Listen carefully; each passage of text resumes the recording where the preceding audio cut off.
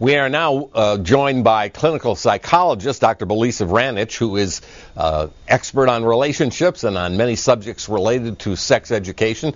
We welcome you to the program. Hi, good morning. So as we listen to this film or you see the film, we're reminded of what a delicate subject this is, especially for parents in talking to their kids.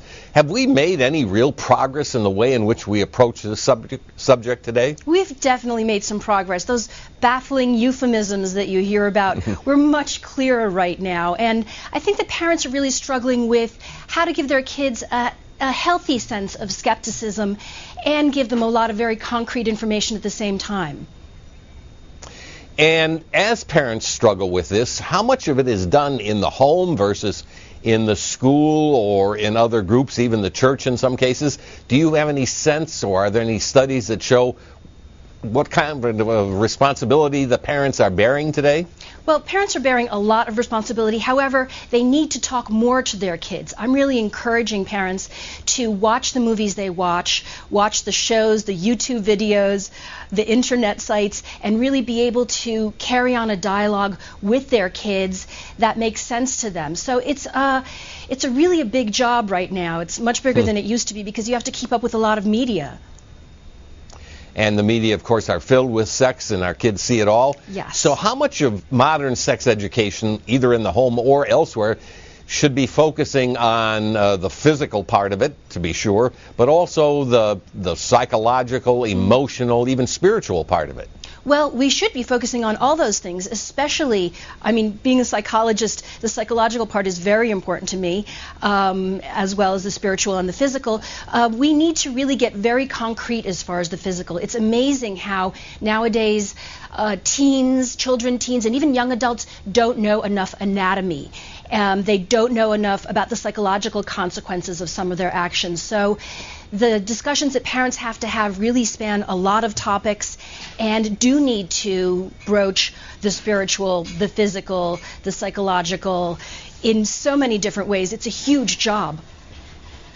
Are there any particular resources, books, or websites that you have come across that you would want to personally recommend for parents? Absolutely. That's one thing that we actually have evolved way beyond bugs and penguins and things like that.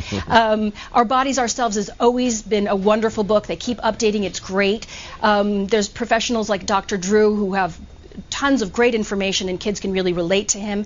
And of course there's websites. Scarleteen and Go Ask Alice, which is part of Columbia University, are two websites that I absolutely love. I'm always on there looking at their information and telling parents you can send your kids here. It's a safe place. It's explicit, but it's age appropriate. And just name those again so people have that. Scarleteen and Yes. Go Ask Alice. And Go Ask Alice is part of Columbia University. It's an excellent, excellent site. In your clinical practice and in all your media work, what do you think kids are most concerned about today, the questions that they most need answered? I think they continue to think that marriage is something that you go off into the sunset and there's no problems after you get married. I think chick flicks and a lot of sitcoms still encourage that myth that once you get married there aren't any problems after that. And I think especially young women continue to believe that there's a Prince Charming and a sunset, and after that there aren't any problems, or they're small. So again, those websites can be very helpful to kids and to parents. We thank you very much, Belisa, for joining us today. Very helpful. And that's it for this edition of Healthy Life. If you want more information on these and many other subjects, go to abcnews.com, click on the health page, go to the on-call section. A lot of good questions and answers from experts. Thanks for joining us for this edition. I'm Dr. Timothy Johnson.